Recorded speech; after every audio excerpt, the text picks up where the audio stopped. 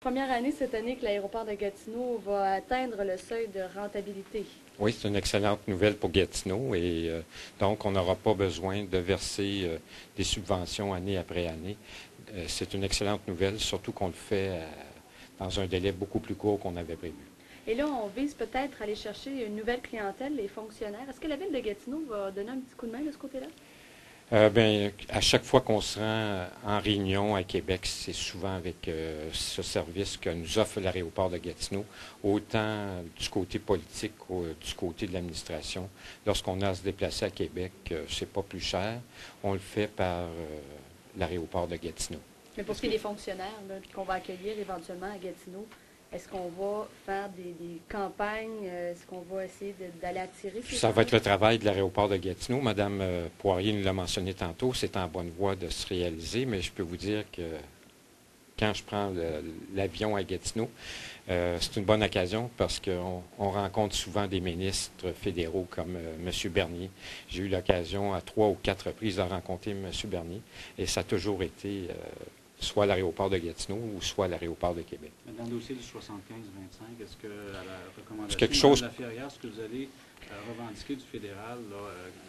Quelque chose qu'on va très certainement... Il y a beaucoup d'avantages pour le fédéral à prendre d'abord, quand vous vous déplacez, vous allez à Ottawa.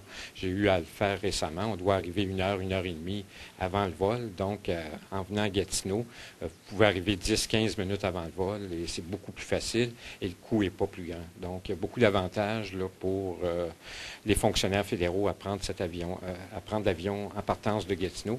Et c'est un dossier qu'on va travailler avec l'aéroport, mais je fais confiance au conseil d'administration. Je pense que c'est un dossier qu'ils vont faire avancer. Si ça grossit comme ça, on parlait tantôt que ça prenait des salles de réunion parce qu'il y a des gens qui veulent se réunir, qu'il faut peut-être aménager plus de place, il va y avoir plus de monde, ça veut dire plus de dépenses. Est-ce que l'autonomie peut être moins forte avec ça? Bien, le conseil d'administration nous a montré qu'il était capable de bien gérer ça. Je suis tout à fait à l'aise. On va bien gérer la croissance, j'en suis certain. M. Bureau, on peut peut-être changer de dossier si personne Oui. n'a d'autres questions. Politique d'acquisition, la ville de Gatineau va aller de l'avant avec cette politique-là. Monétairement parlant, est-ce que ça va ajouter des dépenses considérables à la ville? Non, pas du tout. Ce matin, ce qu'on a fait, c'est qu'on a voté 2 résolutions pour acquérir 69 œuvres de M. Riopel. Donc, ce qu'on va faire à la ville de Gatineau, c'est émettre un reçu pour fin d'impôt. Donc, ce n'est pas monétairement de l'argent de plus des contribuables. Ce que je veux dire, c'est la politique d'acquisition. Il y a un comité de 5 personnes Oui. qui vont se réunir 2 fois par année. Ces personnes-là, est-ce qu'il va falloir les engager? Non, c'est des personnes qui font ça bénévolement. On a une personne qui travaille déjà, qui est déjà engagée à la ville de Gatineau, qui travaille à la collection permanente et qui vient nous aider, mais ce sont des bénévoles qui sont là. Pouvez-vous nous expliquer un peu les garanties qu'on semble demander? On parle d'une catégorie B, je n'ai pas trop compris. Ça, je laisserai peut-être M. Racine, qui est le président de la Commission de la Culture, répondre à cette question-là. Donc, ce matin, ce qu'on a décidé, c'est qu'on va acquérir les 69 œuvres et on adopte une politique. C'est de lever le moratoire parce qu'on se rappelle, on va devoir probablement construire un lieu d'entreposage éventuellement pour ces œuvres-là. Et ça, c'est peut-être quelque chose qu'on va regarder dans le cas du projet Jean Dallaire, de construire un entrepôt en même temps. Ils sont où ces œuvres-là présentement? Eh bien, ils sont beaucoup dans la maison du citoyen, dans différents bâtiments qu'on a, par exemple dans les centres de services. On en a exposés un peu partout. M. Bureau, autre petite question dans un autre dossier. M. Laframboise s'est plaint dans les médias comme quoi le secteur Elmer était délaissé dans la nouvelle ville de Gatineau.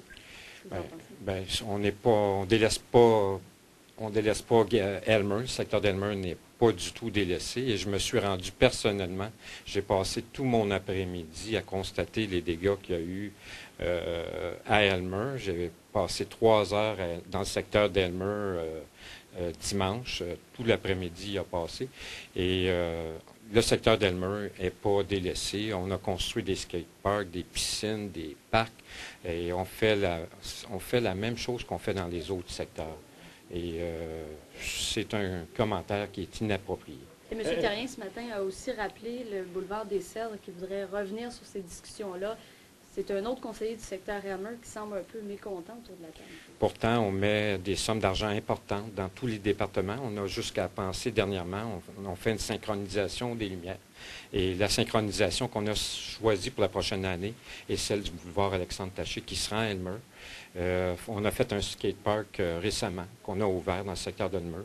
On a fait une piscine qui est dans le secteur d'Elmer. Il n'y a pas de piscine dans le secteur de Hall. On n'a pas construit non plus à Gatineau. Ça se fait dans le secteur d'Elmer. Et ça se fait et ça se discute lorsqu'on discute des budgets.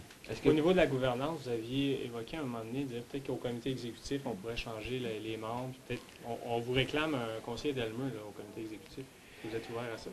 Je suis ouvert, mais ce n'est pas quelque chose que je vais faire probablement dans ce mandat-là. On verra si je fais un autre mandat, si on ne pourrait pas adresser la question.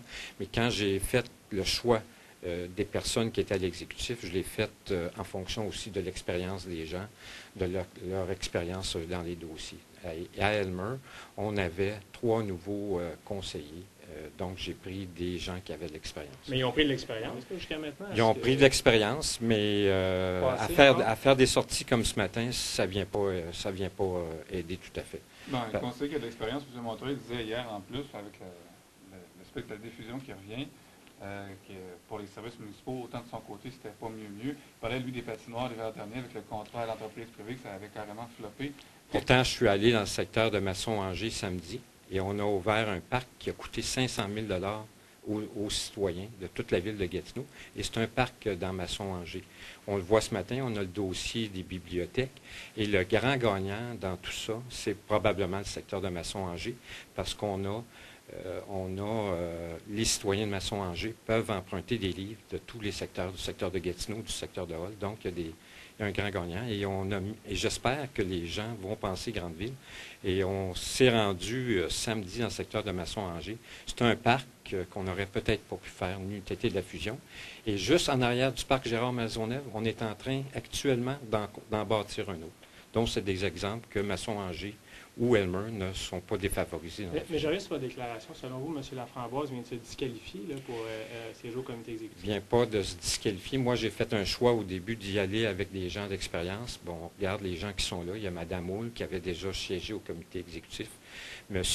Côté, qui a la responsabilité du PTI, mais qui est un conseiller avec 20 ans d'expérience. M. Da Silva, qui est là depuis 99, et Mme Laferrière, qui est là avec moi depuis le début, en 99, et qui est responsable du CCU. Mais votre discours a beaucoup changé. Vous parliez en campagne électorale d'éliminer le comité exécutif. Vous avez parlé, quand vous les avez nommés, à un moment donné, de les changer à tous les ans. Mais regardons ce qui se passe au comité exécutif. Les responsabilités, je suis le seul conseil municipal au Québec où tout se décide presque uniquement au conseil municipal.